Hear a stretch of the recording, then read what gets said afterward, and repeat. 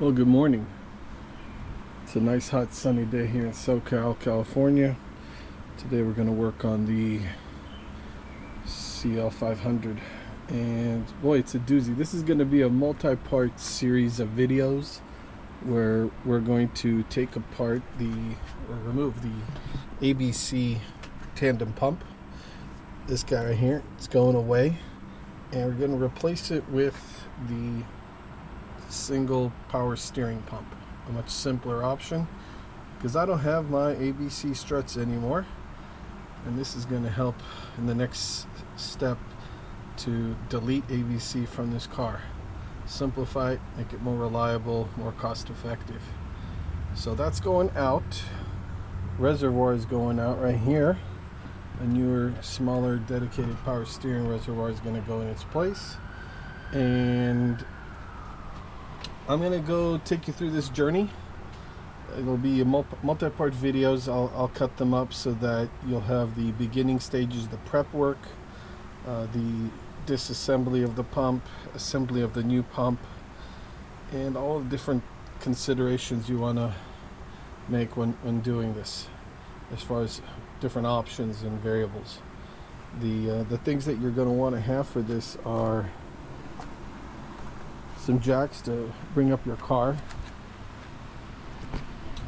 I recommend a nice mat to keep on the ground, so when you get under there you're not scraping yourself up.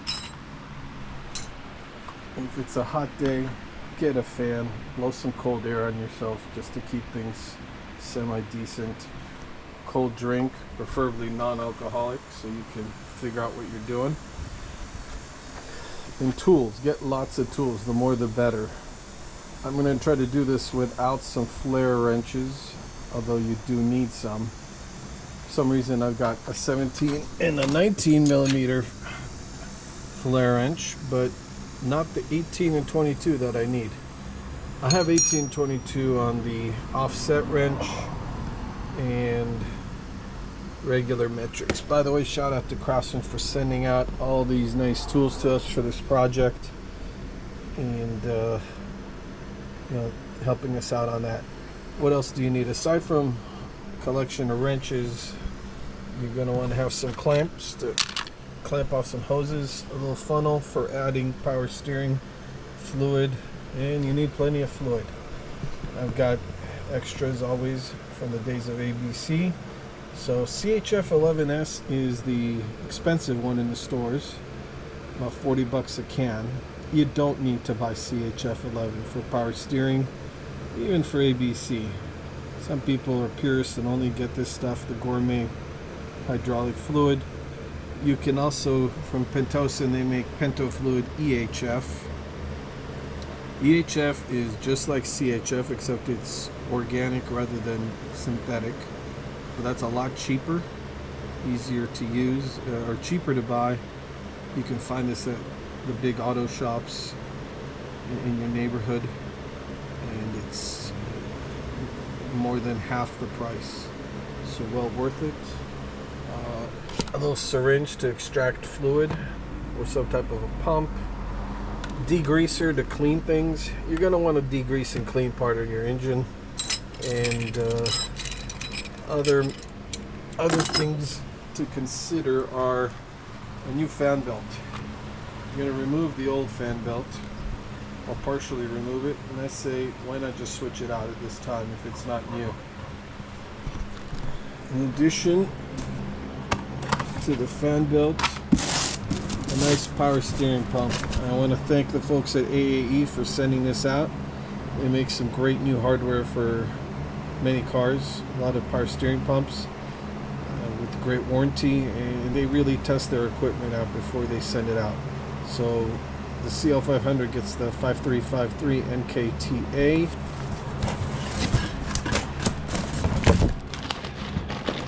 It's a much smaller pump. It comes pre-lubricated in the bag to prevent rust.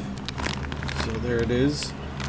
Much lighter than the ABC that we're going to be taking out. Also, we got a Rain power steering reservoir, which is actually a filter within the reservoir. That's how these things work. This will mount to the top of the reservoir, and you're also going to need this little gizmo right here, which is the reservoir retainer clip, and that is part number 9941903 from Mercedes. Shout out to good friends at FCP Euro sent this. In addition, you'll probably need a little O-ring which fits on top of the pump, and it keeps the seal on this port. So you need the reservoir, and I also opted for a Magna filter. This is also from AAE. It's a combination of a particulate filter and magnetic filter.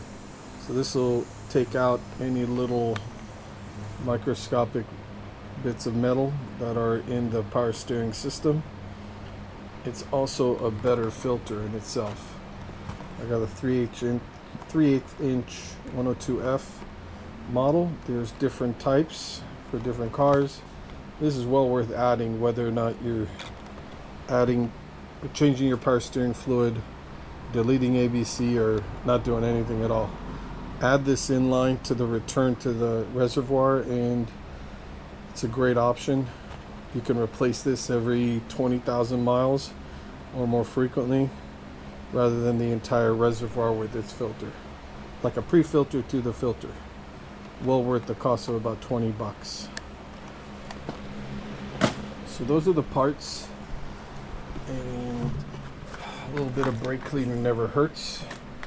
I went ahead and sprayed the area just to kind of degrease it a little bit, let it air out and dry up. This way you're not dealing with a lot of spilled hydraulic fluid on everything. Makes it much easier to work.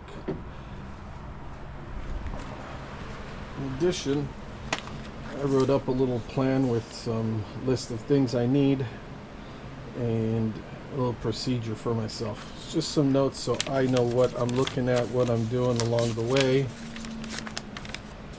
And so again, 18-22 millimeter flare wrench, 10 millimeter socket, E10, E12 Torx, brake cleaner. This is another item which not needed, but I always recommend it.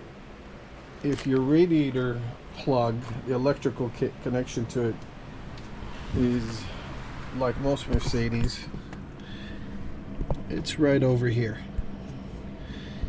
and these wires just plug right in. Only problem is if you ever have a leak in your hoses right here, that's going to splash water right into the plug.